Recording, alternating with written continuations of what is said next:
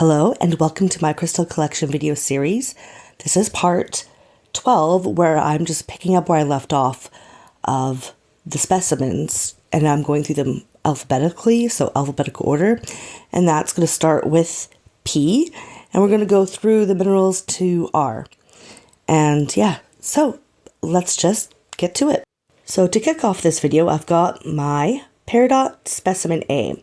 So this specimen, fairly big, but the crystals themselves are very small, so very druzy-like. But the peridot is sort of all over. It's on all sides. And interestingly, the matrix kind of reminds me of a moon rock. I don't know. But if you don't know what peridot is, it's a magnesium-dominant olivine mineral. So yeah, it comes in varying shades of green. To an apple green, to almost like a yellow green. Yeah, very pretty, very vibrant, can be very vibrant. And yeah, great specimen here for some druzy peridots. But that's not all. I have here my peridot specimen B. So this is not like a huge specimen with some druzy. This is just more of a larger crystal, but no matrix, no nothing like that. It's just a great color, and yeah. For my next mineral, I have this other green mineral, and that is this prehnite specimen A. So prehnite usually is green. It could be lighter to darker. Sometimes it has inclusions of epidote, which is actually fairly common. This one doesn't, but it can include it. So it's essentially a relatively common calcium alumosilicate occurring in low temperature hydrothermal environments. And of course, since that was my specimen A, I have another specimen of prehnite, specimen B. And like the peridot, it's just a very small piece. And I just want to point out that it kind of reminds me of broccoli. Or like the kind of hybrid of broccoli cauliflower. I don't know, the shape of it and kind of the color. So I just thought that's interesting. This next specimen is interesting because it has a backstory to it. And that is this prophecy stone. So prophecy stone comes out of Egypt. From what I can gather, it is a pseudomorph, which is like a transformation of one material to another and retains that shape. And it is supposedly marcasite or pyrite that's been pseudomorphed by lemonite and hematite. Do I know this for sure? No. This I've had for a long time because it comes out of Egypt. I actually got this before I started collecting minerals and crystals, because I actually got this myself because I backpacked through Egypt for a month on the African side of the Egyptian country, because it's in two continents. It's in Africa and Asia. Asia usually is the touristy area and Africa is usually not. It's on the opposite side of the Nile and is where a lot of the desert is and stuff like that. So that's where this comes from. So when I took this, I just took this as a souvenir before it was even like being sold on the market as anything. And yeah, that was like 18 years ago. So I backpacked throughout the desert. If you don't know, there's oasis areas. So what an oasis is, it's a pocket of a pretty big pocket size vegetation where there's water reserves underground, right? So people actually live there in villages and whatever, all scattered throughout the desert. Now, when you think of the desert in Egypt, you usually think of the Great Sea of Sand. That's what usually comes to people's minds, but that's not actually how it is. So there is that sort of location, that area where it is the Great Sea of Sand, but it's made up of other sections. So you've got like, say, the White Desert, the Black Desert, Crystal Mountain. And the Black Desert is where this comes from, and it is littered with them. Littered with them. And I just thought they were cool looking, and so I just took one for a souvenir. I will show you pictures of the Black Desert. I also, because I went through all those locations, And as I traveled throughout the different oases, I went from Baharia to Dakla to Siwa, then back up to Alexandria. So I camped out overnight under the stars in the White Desert. I didn't pick anything up at the White Desert because the rocks there, the white rocks, are humongous. They're like houses, okay? You can't take them with you. But they've been bleached white and they've been sort of like eroded by the sandstorms and stuff like that into like these crazy shapes. And it looks like the Arctic because it's so bleached white. All you really have to be careful of is the white foxes at night because they will come and take your stuff if you're not careful and put away your shit in your backpack, and they'll just take it and run off into their den. So, yeah. But I wasn't able to take anything from there. No fox, no rocks. But going through the Black Desert, I took this as a souvenir because, like I said, they're littered everywhere. I also took something from Crystal Mountain, hint it, nudge, nudge, and for later on. A spoiler. But yeah, great area. I loved my time there, by the way. And I had a lot of fun. I mean, I went on a hot air balloon ride. I went down the Nile, like, on a sleeper boat. Like, just crazy fun. Like, all the ancient temples and stuff like that. Because there's more than just the pyramids. That was probably the most boring, were actually the pyramids. There's so much more out there to see. It's so much more interesting, like underground temples that you actually like have to go underground, like a long ways to get to and all that. Yeah, it was just crazy. And yeah, so that's where this is from. So I don't really know what it's made up of. This is what I can gather from the internet, but you know how the internet is. It doesn't really give you the most correct answers, right? So I can't confirm that, but that's what it's showing me when I search it up. So, and yeah, that's my backstory of this specimen that I have here. So the next three things I'm going to show you are going to be of the same material. So I'm just going to show them all together.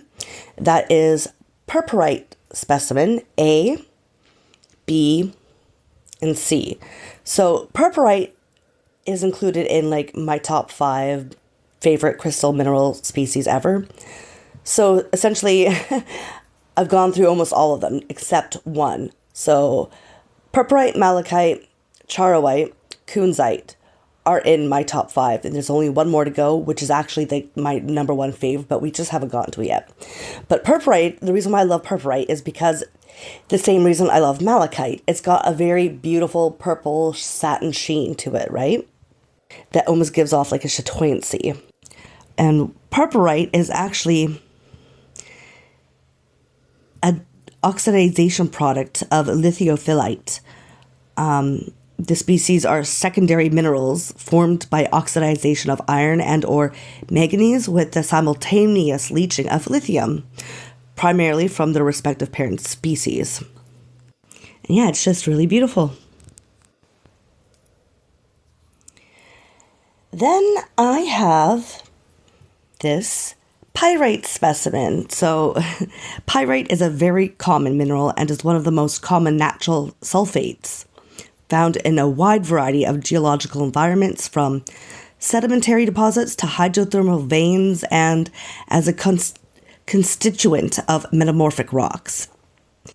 People used to think it was gold too because of the metallic yellowish brass color of pyrite, right? Obviously leading it to be called or nicknamed fool's gold. But I mean, it's quite easy to determine what is gold and what is pyrite. Pyrite is much lighter and harder than gold and cannot be scratched with a fingernail or pocket knife. And yeah, pyrite is also commonly found to contain minor nickel. It usually contains minor cobalt too. And yeah, I think a lot of people know or have heard of or can conceive of what pyrite is, right? It's that common. But it's still really pretty, and it's a pretty color. It comes in interesting shapes like trigonal shapes or orthorhombic shapes, and yeah, which is like cube, right? And so it comes in many different varieties and shapes, and yeah. So this next specimen is actually a really interesting combo, and that is this pyrite with calcite and sphalerite growth specimen. So as you can see when it comes to the pyrite, that it's red. well, some of it, and that's due to staining, leaching of minerals like hematite onto the pyrite. It doesn't create, at least in this instance, any iridescent, so you wouldn't call it iridescent, but it does have red on it because of, the staining process. And even trying to remove it, you wouldn't be able to, because pyrite's actually quite porous, and so it really sucks in that color. For the most part, though, you don't really see a lot of discolored pyrite that's discolored red stained. But this not only has that, it also has these calcites, like snowballs on top of it, snowball growth. But even more importantly, and which I'm going to want to kind of talk about in further detail, is this sphalerite. So you may think, that doesn't look like sphalerite. I've seen sphalerite around in the crystal market, maybe, thinking to yourself, well, no, this is sphalerite. What's being sold as sphalerite is not sphalerite. That's just chalcedony druzy with usually low-grade fluorite and goethite.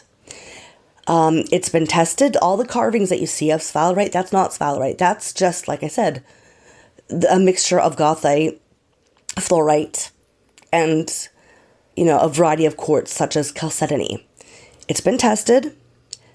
All the different carvings that have been tested show absolutely not a single bit of sphalerite in it.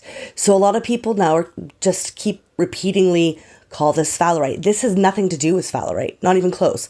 Sphalerite is a crystal. It does not come in druzy. It's a distinctive crystal, and it looks like metallics, like close to, say, stibnite or galena, because it's a crystal but with metallic inclusions. That's usually called like a blackjack sphalerite. But when it doesn't have that, it comes in colors like green, orange, orangey brown, red kind of colors, right? And they're transparent. Not just translucent, that's transparent. It also, like I said before, does not come in druzy. It doesn't form that way. And it's much more rare. And it's never carved because of that. It's also very soft. And it's never carved because of that. So all sphalerite carvings are not sphalerite. It's just completely mislabeled to sell low-grade product. Sorry to burst your bubble, but it's been tested. So I just wanted to point that out because I always see it all the time, and it irks me. It does irk me. But yeah, that's just the name of the game, I guess. So the next piece I have to show you is fairly unique, I'd say, and usually won't just find it throughout the market. Usually it's known to mostly really, avid collectors. But yeah, so that's this pyromorphite specimen. It is a secondary lead mineral found in the oxidized zones of lead deposits. And typically the colors come in green, yellow, greenish yellow, orange yellow, sometimes brown, sometimes clear, sometimes really pale to a point where it almost looks white.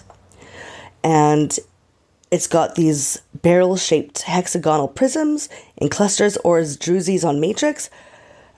And this is very interesting because it's botryoidal, and it's very unique to have pyromorphite be botryoidal. It's not something that usually forms in such a way. So this particular specimen is even more unique in that aspect. And yeah, I'm really glad I found it, and found it in this color, because not all pyromorphite has the best coloring, but this is such a vibrant neon color. I love it. Then I have here this pyrope garnet specimen. So pyrope is a type of garnet, obviously, and it is usually what's used in gemology, in jewelry, right? It's got this blood red, deep color to it, and is considered one of the more gemmy of the garnets, right? Especially when cut and polished. Yeah, it's just beautiful. It occurs predominantly in ultra basic igneous rocks. And I love the fact that it just forms in these like cubes naturally from the ground, right?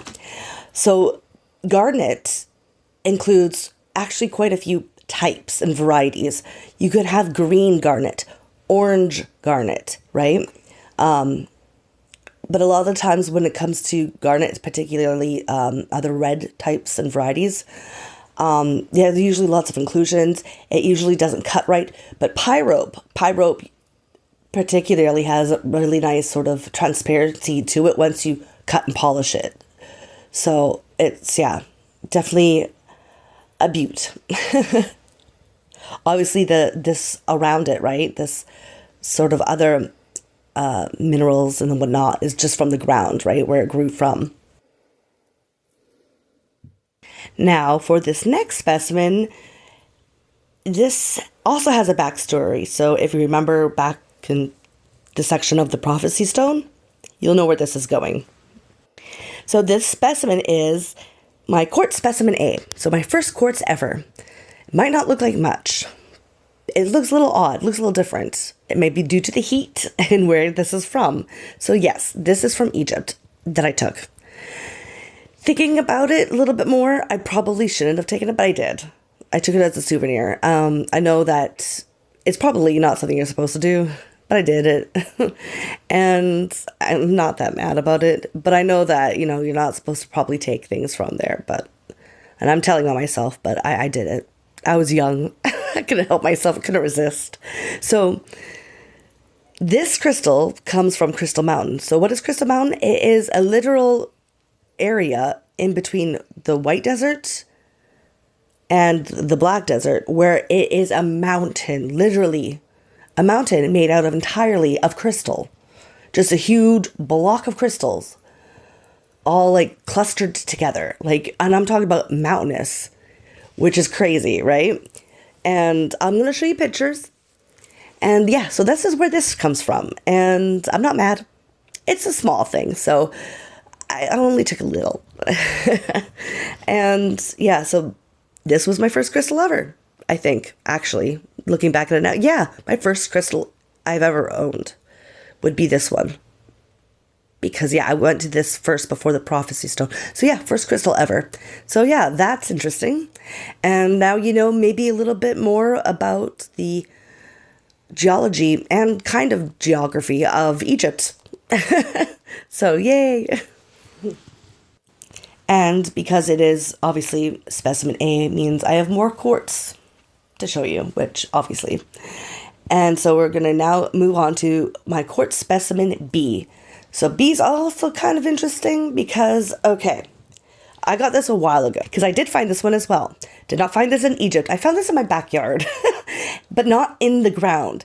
So I don't know if someone lost this or someone put it there because, okay, I guess you don't really know where my layout of my place is. Okay, so my home in the back of my yard leads onto a park where there's trails and all that. It's got a lovely pond. You got some wildlife. It's a forested area. And one day just walking down one of the paths, kind of go up to the pond area, it was just lying there in the grass, not that far away from the trail.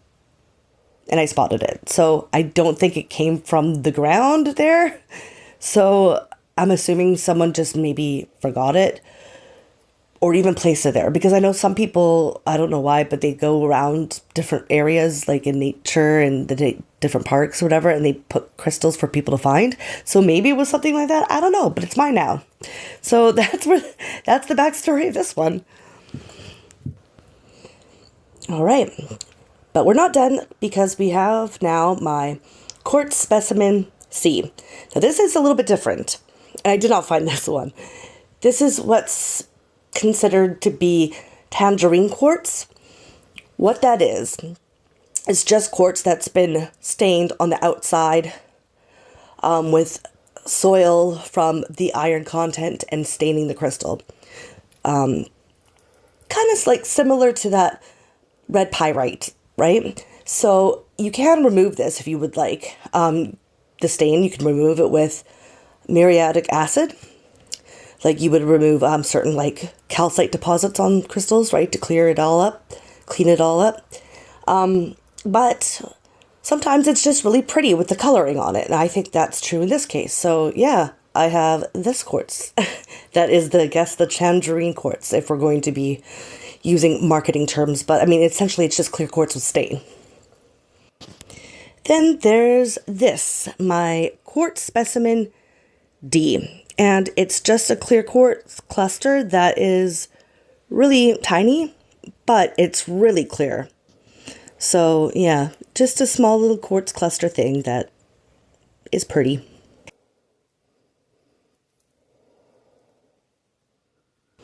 Moving on to this quartz with hematite growth specimen.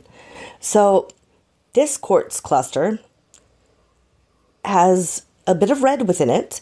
That's the hematite stain, but it also has the hematite growth on the outside, which is also staining the crystal, but because it's not leached inward, that is still more metallic. And that's why you get this sort of silvery sheen to it, right?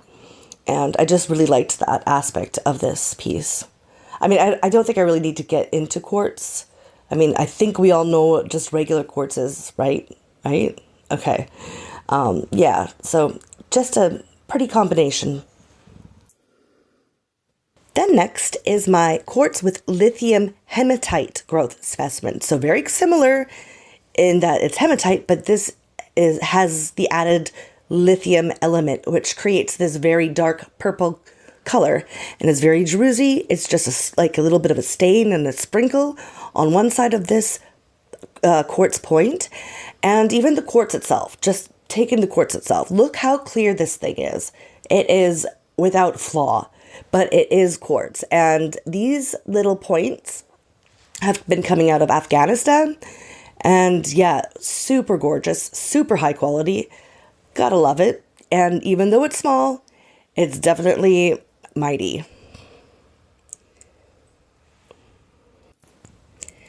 And the next piece is my rhodochrosite specimen. So this particular rhodochrosite is either a stalactite or stalagmite. So basically it formed from cave water that had trace amounts of minerals, of particular minerals that when dripping down would hang from the ceiling, or after it's dripped it would have created the mineral through those drips of water with those minerals, creating this crystal. So that's what stalagmites and stalactites are.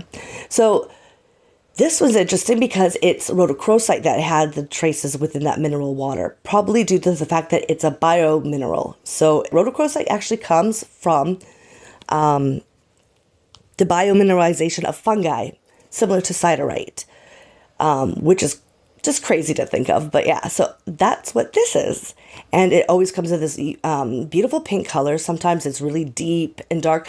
I think I showed you my chalcedony, my blue chalcedony with rhodochrosite on growth on top of it. Well, this is a different, I guess, version where it's more of a pink strawberry, right? Color to it. But it could also come in a much lighter pink. But yeah, very beautiful and very interesting shape and form. All right, next is my rosacite with calcite growth specimen. So rosacite are these little balls, little balls that you see here, and it is a secondary mineral found in the oxidization zone of copper zinc deposits and is really similar to malachite, but a little bit different.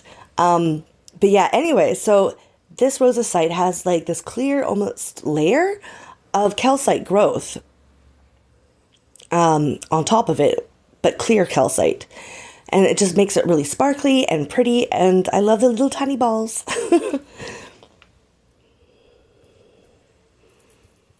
Then next I have this rose quartz specimen. So there are two varieties of quartz that are usually called rose quartz. This one is found in translucent masses made of intergrown anhedral crystals and occurs in different hues of pink, sometimes even bluish, And yeah, the color, sometimes even a gray tone to it. But anyways, this variety of rose quartz is always showing a hazy to translucent character due to microscopic fibrous inclusions of pink borosilicate mineral. And yeah, it's just really pretty. There's other types which you can like cut and carve it, and it actually shows a asterism, which is a star feature. If you've seen my sphere videos, you would see that rose quartz star asterism effect. And it's well known that the best quality comes out of Brazil because, of course, it does. It's quartz. Brazil is known for its quartz, all varieties of quartz. And yeah, it's just a really beautiful pink. This, I know, has some rainbows. I don't know if I'll find it, or if the camera will even pick it up, but it's there. And I love how big it is. And it's just really pretty. I love the color. It reminds me of pink lemonade. It always has, and it always will. It just looks like pink lemonade because it's just that juicy. We are now at the last and final crystal of this video. Not of my specimens. I told you I have a lot of specimens. But yeah, the last one of this video, and that is with this rutilated quartz with chlorite inclusion specimen. So this piece is small, yet expensive, and I'm going to tell you why. So one of the reasons is that it's rutilated, so it's got inclusions of rutile within the quartz. Rutile is a metallic crystal. It's one of 5 forms of titanium oxide to actually be found in nature naturally, so that's special. It comes in particular colors that are red, yellow, a brown red, and gray. But because of the trace amounts of metals within rutile, this creates the illusion that it looks like either gold, copper, silver, right? So it gives off that sort of effect. And yeah, it's actually used to line and coat jets with to help with aerodynamics and all that. I don't know how that works. I don't have that type of knowledge, but I do know that it's used for that. So that's interesting as well.